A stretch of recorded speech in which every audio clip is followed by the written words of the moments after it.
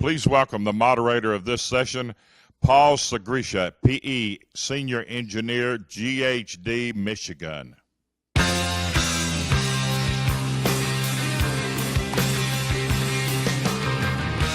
Thank you.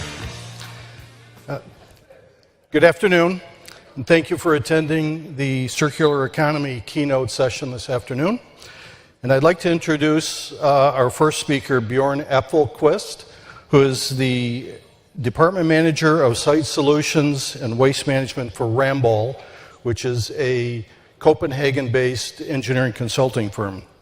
Bjorn also serves on ISWA's recycling group and will give us an overview of the work that the Circular Economy Work Group is doing. So please welcome Bjorn.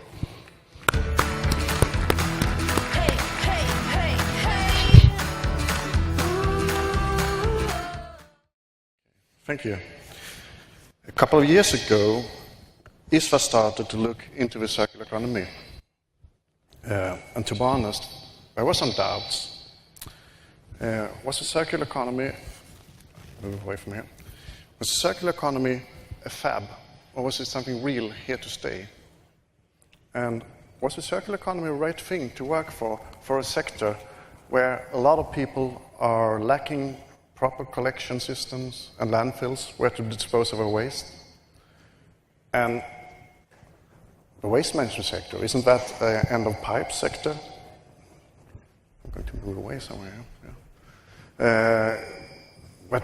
And the circular economy, isn't that's something for the designers and manufacturers to take care of, and not for us in the waste management sector? Well, I would say our doubts come too short. We can see that if you work with circular economy concepts properly, they will, in many ways, support all the goals of a modern waste management sector. It supports mitigating climate change. It supports sustainable consumption and production, as well as environmental protection and protection of human health. And more than that, it also brings the waste management sector from the end of a pipe situation into being one of the enablers and main partners of bringing the circular economy to work together. The work of ISWA on the circular economy started with our 6-volume report on the circular economy, which we launched in 2016. And tomorrow we're going to present our, this is really bad, we're going to present our work on barriers to sustainable resource management here at the conference tomorrow morning.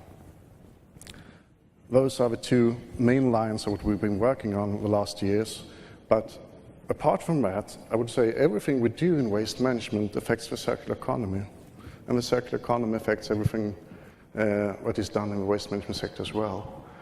It doesn't matter if you're talking about implementing an EPR system, fighting marine litter, or closing dump sites. It's all related to the circular economy as well.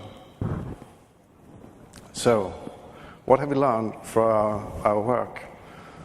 First of all, we have to look at demand. We have to find a way of driving demand in the sector.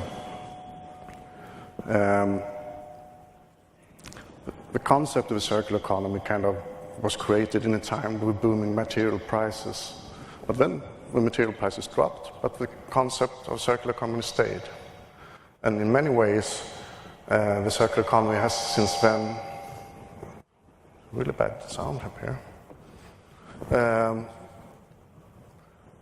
And then the concept has pretty much been driven by supply policies. Like recovery targets, landfill reduction targets, pushing supply of secondary raw materials into the markets and not by market demand for materials. However, in the long term, that isn't sustainable. There is a need for demand. Supply without demand does not make sense. And we have to drive that demand together. We have to drive demand for secondary raw materials, for green energy, for sustainability, and for longer-lasting products. It can be done by policy instruments, it can be done by lawmaking, but it can also be done by good old school marketing, promoting sustainability in a broader sense. And I think we have to pursue both ways together to create the demand needed to get a sustainable circular economy model up and running. And second one, change. If we want to do things different, we have to change. And with circular economy model is different from the linear economy model we're working with today. So we all have to change. This kind of change can be very exciting. It can be scary, and it can be truly disruptive, especially if we don't start soon enough. So we have to get on the train, work on these topics, and we also have to acknowledge that in all transitions there will be winners and there will be losers, and basically we have to decide which side we want to be on. Third thing is cooperation. The circular economy calls for new cooperation along our value chains. We, as waste managers, have to work together with manufacturers, wholesalers, designers, along the value chains to find new models to work together and get these things working. And basically, real change doesn't come from doesn't kind of stem out of parliaments, World Economic Forum, or the United Nations. The real change, the real circular economy change will come from cooperation in each and every value chain of all products and services out there. And that's where we all have to work together to find out how to do. And basically, why wait? Let's start cooperating here, today, now. Thank you very much.